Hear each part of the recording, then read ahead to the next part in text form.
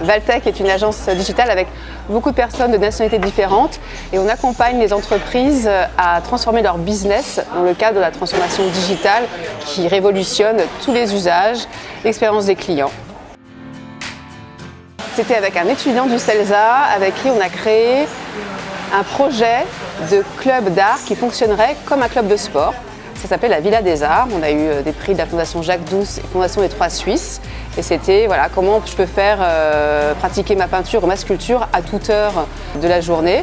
Alors que souvent, on prend un cours à l'école du Louvre et c'est à 16h le mardi, mais je travaille, donc pas possible. Super projet qui n'a finalement pas vu le jour, mais on avait envie de changer les codes déjà.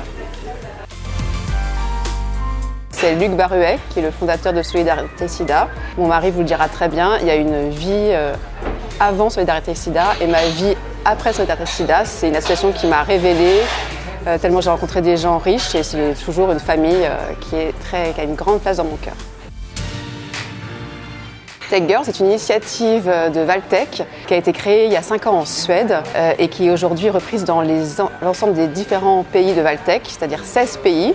C'est un programme pour sensibiliser les jeunes filles au code, au métier de la tech. C'est des jeunes filles qui ont entre 9 et 13 ans, c'est au collège, donc c'est vraiment avant que la culture, la société fasse son travail. Il y a 500 jeunes filles qui ont déjà été diplômées Tech Girl dans le monde. Et à chaque fois, elles redemandent à suivre et avoir les sessions suivantes. La tech, c'est un mot féminin.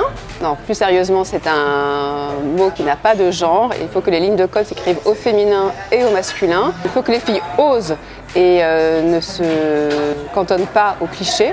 On a de plus en plus de femmes qui reviennent dans les écoles d'ingénieurs. Et on a aussi tous les métiers de la data qui sont très féminins. On a aujourd'hui 32% de femmes qui, pour une agence tech, est très élevée. Il y a 10 ans, on était à 20%, donc c'est un travail qu'on mène, vraiment, on est très vigilant là-dessus, parce que depuis tout le temps, on a vraiment une politique pour encourager l'équité et la diversité dans nos métiers. C'est que je suis très expressive, donc je suis un véritable livre ouvert. Moi, je ne suis pas du tout poker face, donc ça peut poser quelquefois des problèmes. J'aimerais inviter Agathe Bousquet, présidente de Publicis Communication en France, que je connais par Solidarité Sida et par notre cercle d'amis. Adèle Haenel, parce qu'on est juste une semaine après les Césars et que c'est une femme extrêmement courageuse. Florence Foresti, parce que souvent j'imite Florence Foresti et que Florence Foresti est un modèle de bonne humeur, d'énergie. J'inviterai aussi Morgane Césalori, la créatrice de Cézanne, parce qu'elle a réussi un exploit avec une marque complètement online qui aujourd'hui est aussi une référence dans les points de vente retail. Et j'inviterai aussi Elisabeth Badinter parce que quand j'étais au CELSA, j'ai fait un mémoire déjà sur le genre, sur l'androgynie, la publicité parfum. Et j'ai lu beaucoup de ses ouvrages et a été très inspirante pour toute une génération. Ma série préférée, c'est un thriller psychologique, un peu glauque, un peu cruel. Ça s'appelle The Sinner sur Netflix. Et aussi des séries françaises que j'aime bien. Il y a eu Mytho avec Marina Hans sur Arte que j'ai adoré. Et aussi Zone Blanche, qui est une très belle série, pareil, un peu sombre. J'aime bien les séries sombres.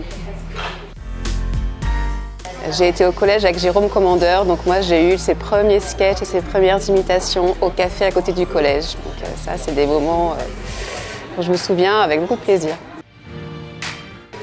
Mon motto dans la vie, c'est de profiter et de sourire. On obtient une quantité de choses incroyables juste en souriant. C'est un jour où j'ai le plaisir de courir sur les bords de Marne car ils sont fermés à la circulation. On fait aussi du canoë, du paddle sur la Marne quand il fait beau et on profite avec les amis, déjeuner dans le jardin, cinéma. Voilà, c'est un moment de plaisir actif le dimanche. Merci Anne-Sophie. Merci.